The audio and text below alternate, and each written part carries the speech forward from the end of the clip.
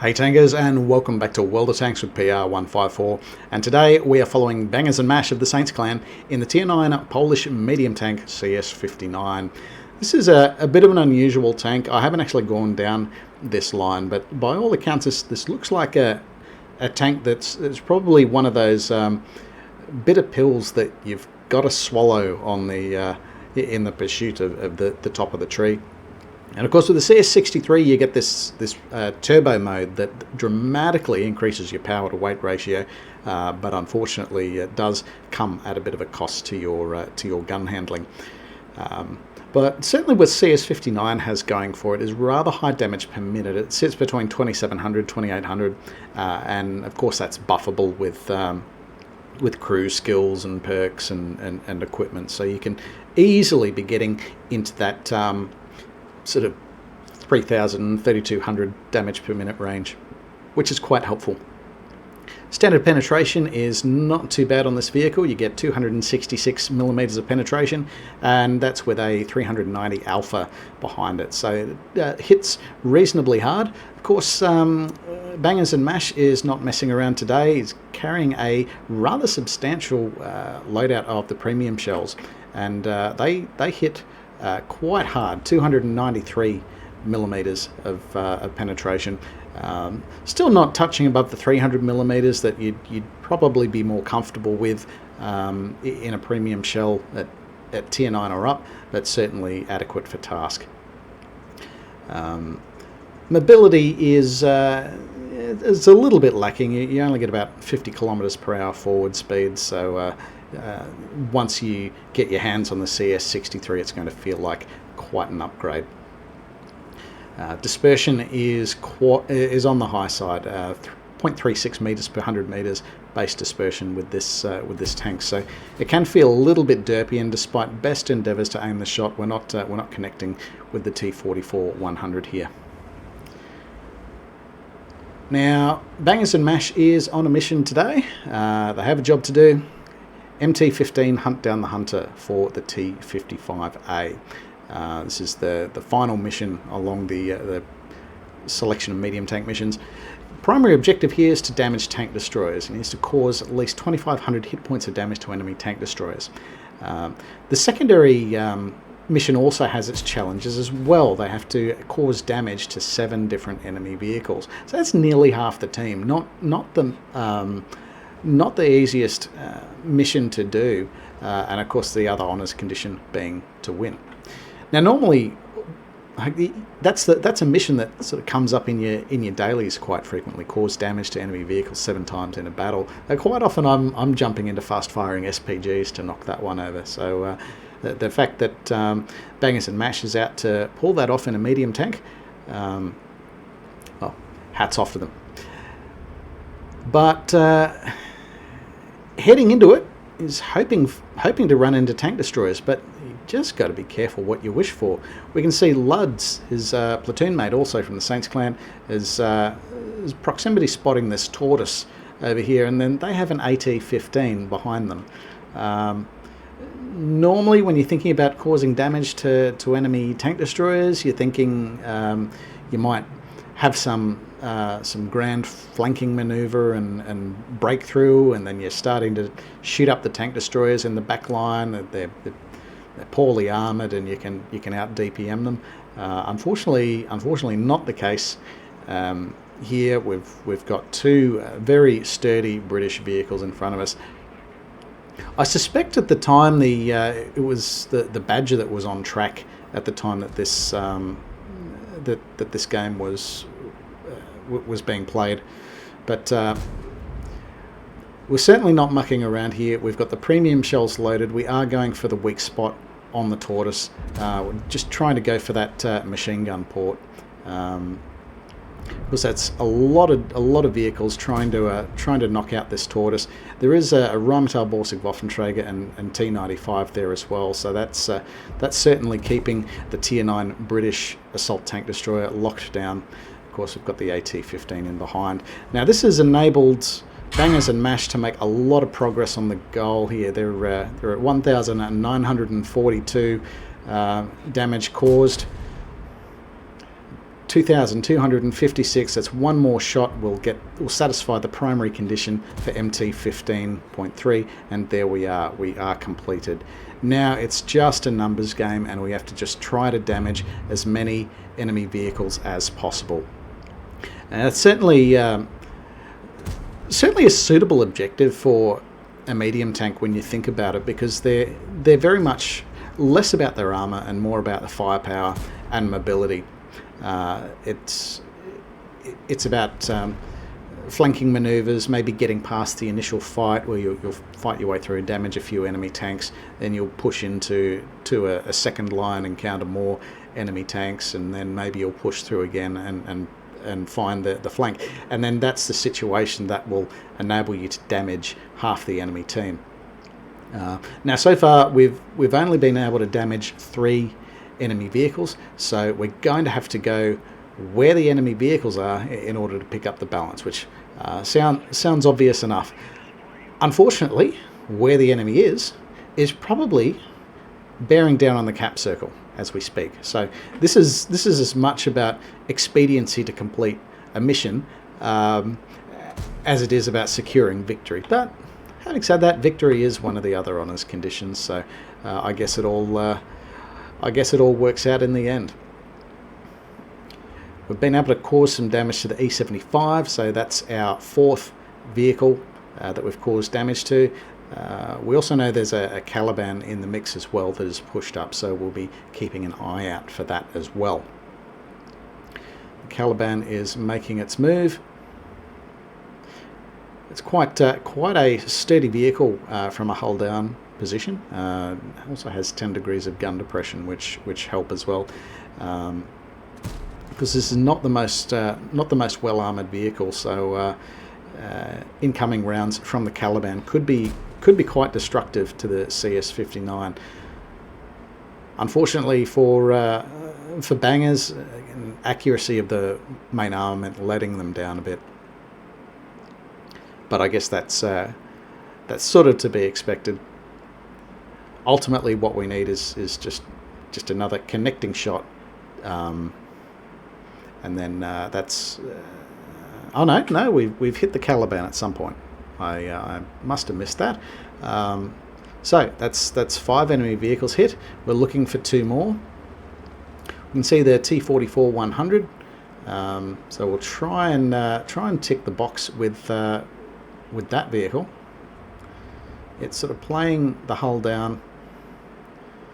It's not going to serve Bangers-N-MASH too well to be caught in a poke fight with the T-55A, because they really do not have a bit unlucky there. They do not have the armor to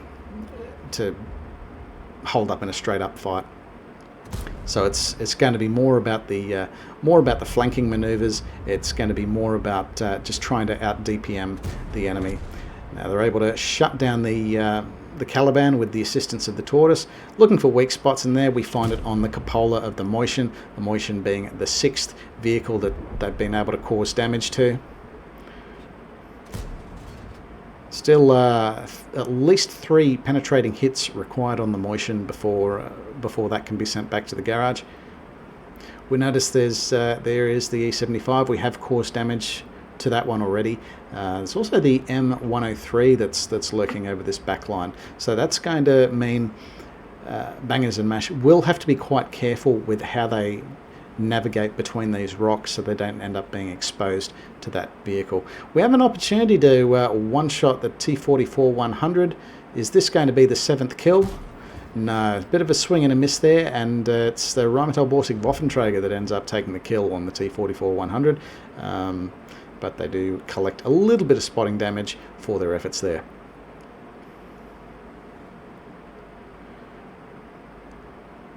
At this point in time, there is a Tortoise and a 703-2-122 in the game that they haven't been able to put a hole in yet. So, so there's still opportunities on the board here for Bangers-N-MASH. Running in, they've had a bit of a lucky bounce from the Motion. Appears to have the shot must have hit the gun there, because it has course damage to the gun, as if it's not inaccurate enough, and Bangers-N-MASH is able to put a killing shot in through the lower frontal plate of the Motion. Certainly throughout this battle, in spite of the relative inaccuracy of the vehicle, we can see Bangers-N-MASH, even through using the premium ammunition, is still demonstrating a sound knowledge of the weak spots, and sort of actively using the armor penetration indicator to find them. So we are now rounding on the M103. This is a vehicle that Bangers-N-MASH has not yet damaged, and could be quite essential to picking up the honours condition for this mission. Indicating support to the SU-101. The SU-101 takes the low road, and Bangers-N-MASH takes the high road. They're looking to wrap up this M103. We just need one penetrating hit on the M103, and that is going to be this mission, one of the honours conditions satisfied. And there we have it. There's our final, our 7th vehicle damaged, as the M103 is sent back to the garage. Good teamwork there with the SU-101. This just leaves 2 enemy vehicles in the field. 7032-122. Starting to run out of the premium ammunition here. So fortunately, we still have 2 shells left to direct towards the Tortoise, although last we looked, that was still in quite a healthy hit point position. Our T-95, not so much. It's quite easily one-shottable to the Tortoise if it can land on a penetrable armor facing. But it's now a 3 versus 1 against the Tortoise. It looks like it's pretty well bottled up here. But certainly, we've caught the rear of it. A bit of a swing and a miss, unfortunately. And we're looking for one more penetrating hit. There we go. Very carefully aimed, and that is the last of the APCR. We're just down to the high explosive shells now. Still trying to cause damage to the cupola. Possibly shooting at the tracks would probably be a better idea. Getting the tracks locked down and enabling the SU-101 or Emil 2 to catch some less threatening facings of the Tortoise.